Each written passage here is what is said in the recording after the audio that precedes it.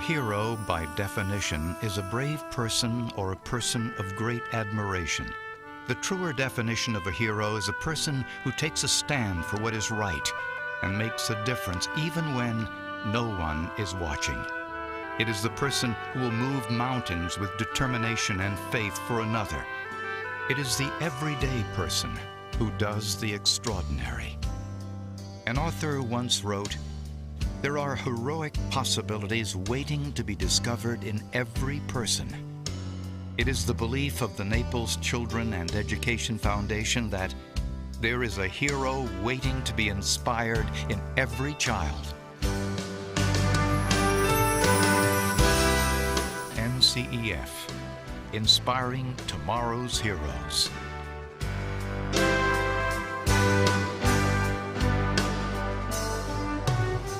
It is easy to recognize a hero: the soldier fighting for freedom, the firefighter who saves a life, the astronaut who walks on the moon, and even the baseball player who hits the game-winning home run. Far too often, we forget to take the time to recognize our everyday heroes. These overlooked heroes are the social workers, counselors, healthcare providers, educators, and volunteers who work each and every day to provide the much-needed services to our community's most fragile children. Unlike many communities, Collier County does not provide local government support for social services. All children's charities must raise funds privately to provide assistance for those in need. If it weren't for the hard work and dedication of these everyday heroes, abused children would not have a shelter to go to, or a counselor to provide them the support to stand strong. Through privately raised funds, thousands of underprivileged children are given the building blocks to create a strong foundation. Every child dreams of becoming a hero. It often starts as a favorite superhero, professional athlete, or pop star seen on TV. Often, an at-risk child's perception of a hero is distorted by the environment or challenges faced when growing up. The lack of exposure to quality educational programs and positive role models limits their heroes to the gang member, drug dealer, or abusive adult. As the child becomes part of the fabric of a system where he is educated, valued, and empowered, he begins to recognize the true heroes: a parent, teacher, counselor, nurse, or social worker. There is a hero waiting to be inspired in every child. It is the child who is homeless. It is the child who cannot read. It is the child who has been beaten beyond recognition. Every child deserves the opportunity to become the hero of their dreams. The charities supported by the Naples Children and Education Foundation that work every day to help these children have redefined the meaning of a hero. These are our heroes.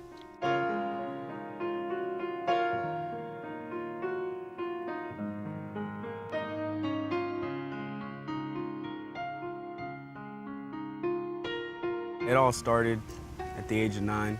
I had lost my mother. For a young elementary school student, it was really hard, and the environment that I was placed in didn't allow me to grow in ways that I wanted to grow in. So I found myself roaming the streets and getting in trouble. And even at 3rd, 4th grade, I was just doing things that 3rd and 4th graders weren't supposed to do. So I was seeing the principal every day. And I remember him saying that if you get one more referral, I'm gonna send you back to Haiti. We're gonna find a way to send you back to Haiti. I said, no, don't send me back there. I think what really changed me was the discipline that I started getting when I made the transition from Youth Haven to Jeff and Donna's home. They're just great people, man. I've lived with them for 8 years. They still take me in. They've made sure that I've done well in school, and they were actually one of the first foster parents that actually made sure that I stayed on track. After that, I saw a major difference between my behavior patterns from the time I was born to the time I was in 7th grade to the time I was in 7th grade to now. it was like a complete turnaround, and I couldn't even believe what was going on myself. And I think all that has enabled me to be a well-rounded person, the well-rounded person that I am now, to eventually come over here and be like, okay, you know what? I got people that care about me, that if I have any questions, I can just either make a phone call, write a letter, or go visit, and that they'll say, okay, you know what? We still have you. We still got your back.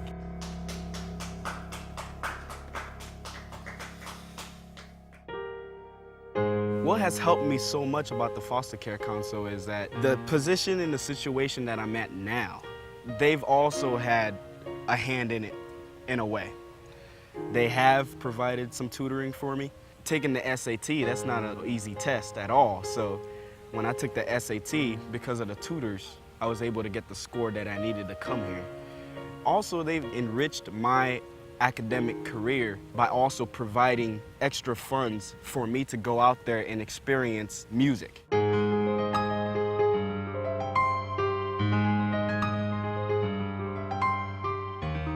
I think I am an inspiration to young men and women who are in my situation because I've been through it. So obviously, you know, I'm here now. I'm a junior in college and I'm doing well here. So there's something that I'm doing right, you know, and I think for young women and men, if they look at my situation, they say, okay, well, this kid's made it, why can't I?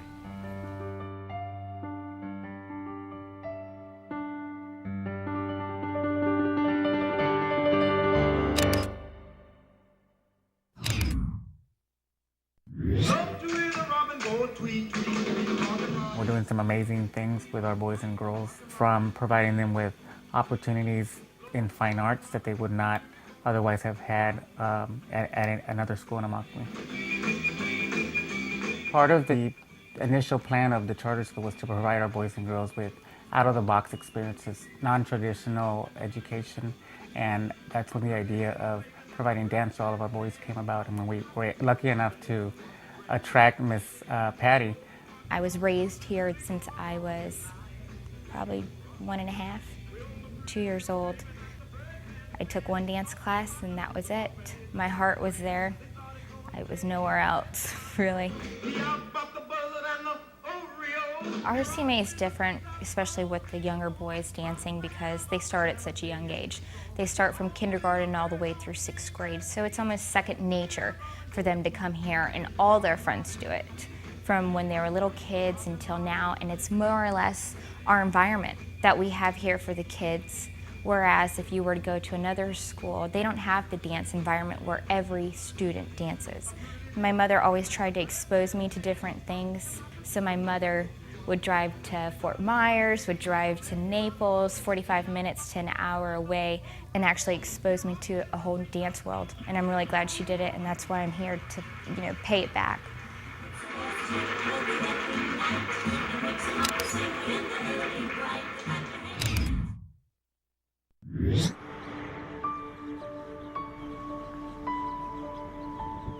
We're in the Eden Park area of Immokalee, a particularly impoverished area of Immokalee.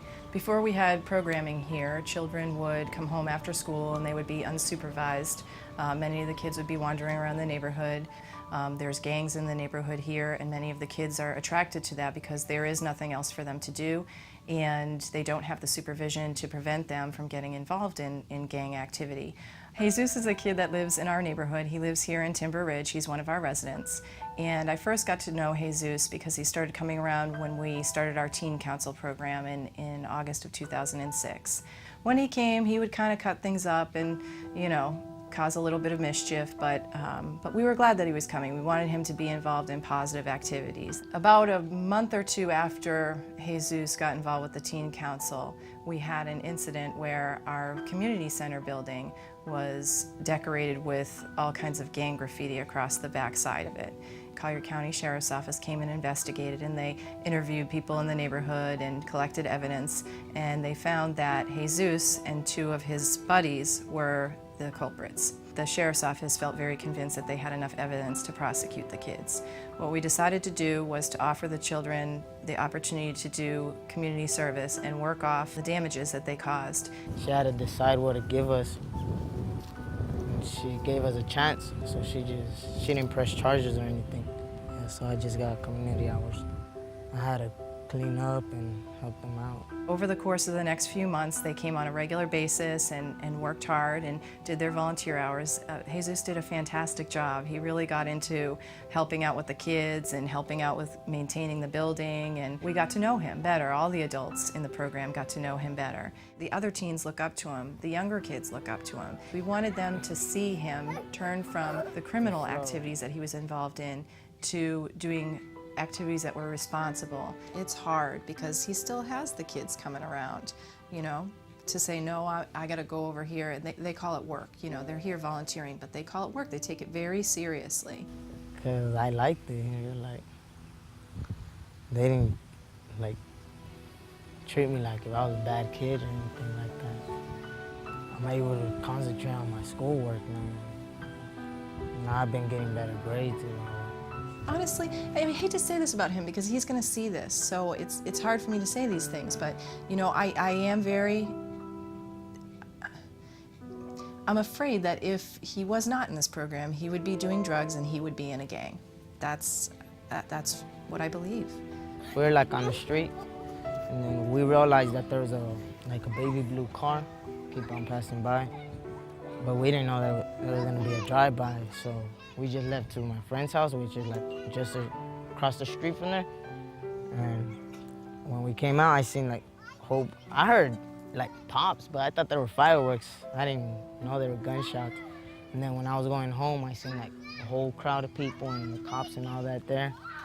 And then I realized there was a drive-by. It is like that here. It's tough being a teenager in this area of town. I mean, especially with the gangs. And you know, he's got older brothers that are reputed to be drug dealers and gang members themselves. So he takes a big risk saying, I'm going to stop hanging around with these buddies and stop getting into trouble, and I'm going to come over here and I'm going to be a tutor in the after-school program. If you're not cool, you can just get beat up just for being not cool. I mean, it's not like living in Naples, you know? It's a different atmosphere here.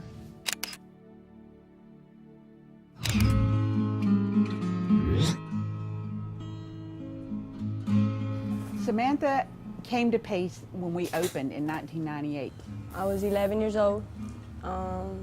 I got into a fight with another girl on a Saturday school. She was arrested. She was taken to juvenile court where she was put on probation. Samantha was identified as high risk for committing further crimes. So we took Samantha and we had her for about 3 years. Pace is different from regular schools just with the attention you get. I mean, there's only a certain amount of girls to a classroom, one teacher, but you get equal attention. It's not like you're going to a regular school where you have 30 to 50 students in one class. Here, you're getting that extra help you need. It was easier to deal with your problems while we were coming to school here. Samantha not only went to school all day, she had to come home and prepare dinner for her siblings. She was only 11 years old. She had to do their homework, get their baths, get them in bed, get the house clean before her mother came home from work. We worked with her mom to say, Samantha needs a break. She can't parent all your children all the time. She had many interests and many talents. We found a scholarship for her to go to culinary arts school and said, we think you could be a great role model for our girls. And she jumped on it. She said, I want to be a part. I want to give back. I want to do what I can for other girls and show them how their life can change. You know how they say there's no place like home? There's no place like Pace.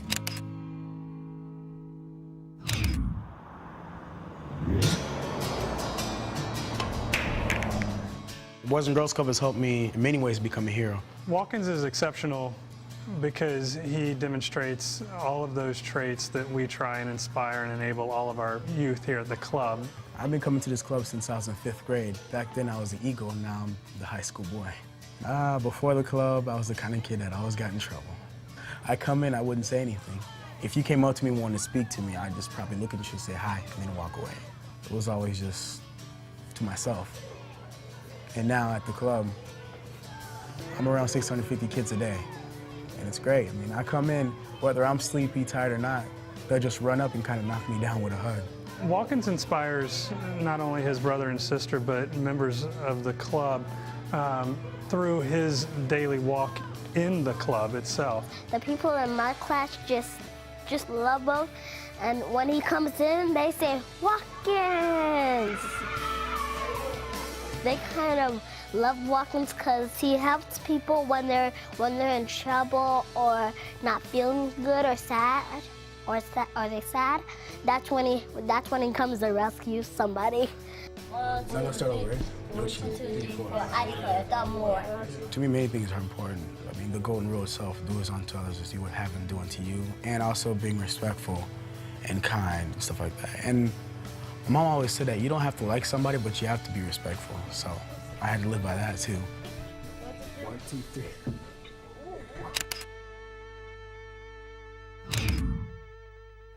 Heroes come in different shapes and sizes with unique qualities and strengths that allow them to overcome the most difficult challenges.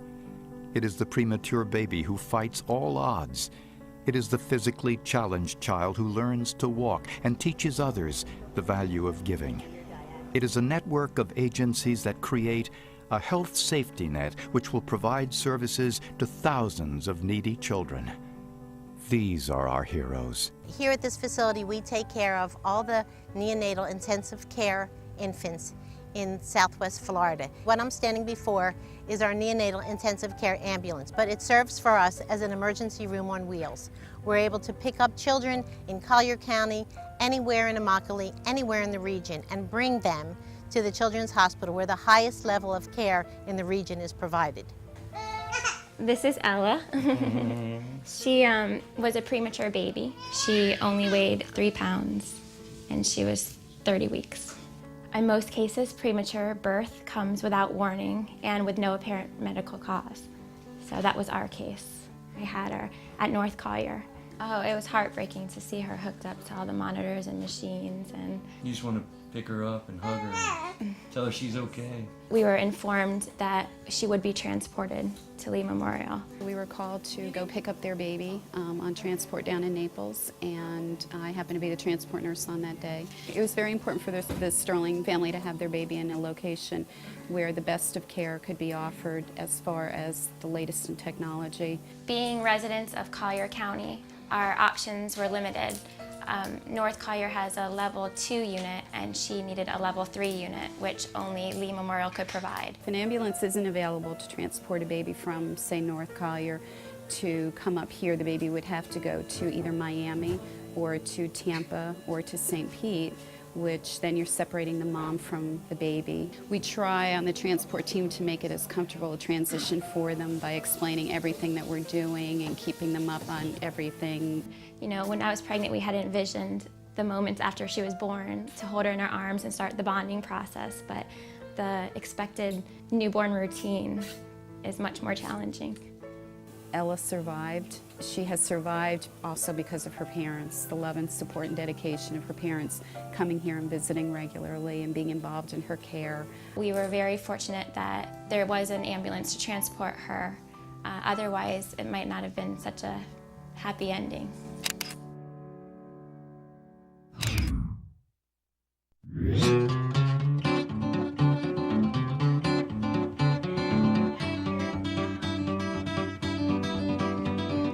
When I was younger, I couldn't really walk, and riding her is just like a pair of legs for me, and you know, everything that I might not be able to do, she does for me. I've known Tiffany since she was 5. She has cerebral palsy. She tried, and she worked, and she actually walked. She loved it so much that they bought her a horse.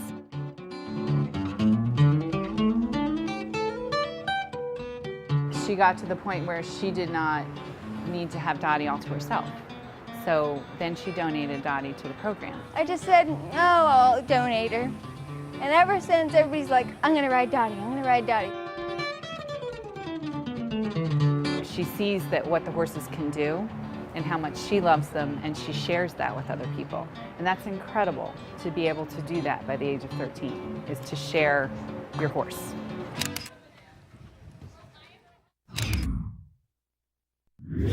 So the University of Florida College of Dentistry is one of the leading dental academic institutions in the United States. We often don't think of dental disease as something dramatic or common, but it's actually one of the most common chronic conditions that affect children.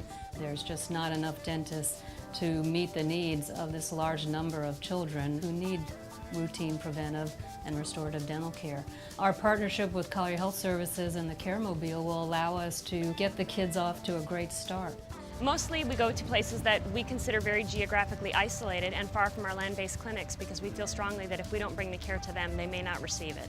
We have screened well over 6,000 children, and over 75% of those kids need to see a dentist yesterday. We've got kids where their whole mouth is rotted out, right down to the gum line. We have tried to do what we can in our fixed site clinics, but that entails pulling out teeth maybe one quadrant at a time as much as the child can take. It's just not an ideal situation. When they identify kids who really need more sophisticated treatments, our new dental clinic will be a place to refer those children so that they can receive the full scope of dental services by our expert clinicians who are in training or already certified as dental pediatric specialists. One of our important missions is to educate dentists who will then go on and serve their communities in Florida. And by expanding our pediatric dental program and having a program specifically in Collier County, those individuals can go on to become heroes in their practice communities.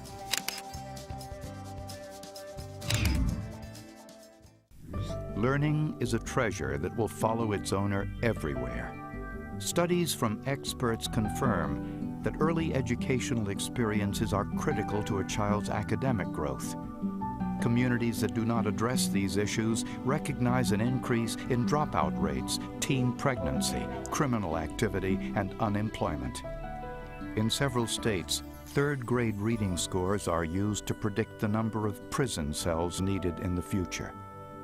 An overwhelming number of children in Collier County lack access to basic services essential to healthy child development. The waiting list for subsidized care is endless, leaving thousands of children at risk of failing, a pattern that gets worse with age. The heroic efforts of the nonprofit organizations provide the positive environment and tools needed to inspire tomorrow's learners. It is the nearly condemned trailer that has been the educational hub of a community for over 40 years. It is the teacher who cares for each child as their own. It is the book that a child would never have read. These are our heroes.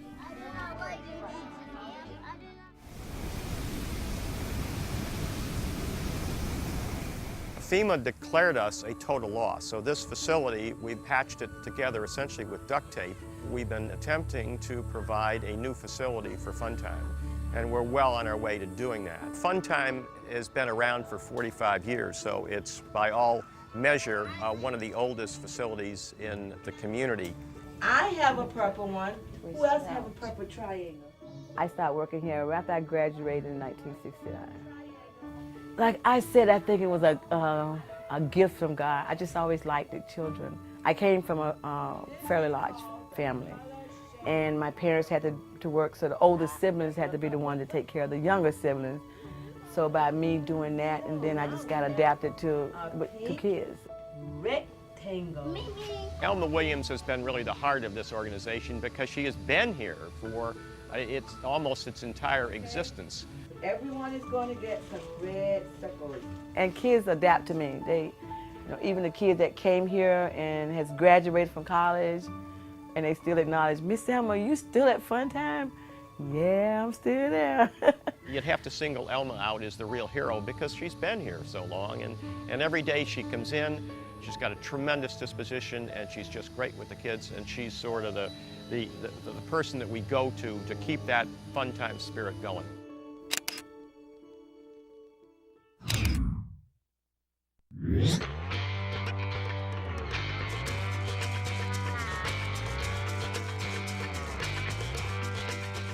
In 2007, the Naples Children and Education Foundation awarded Child Care Southwest Florida a grant to buy 2 new resource vehicles to provide assistance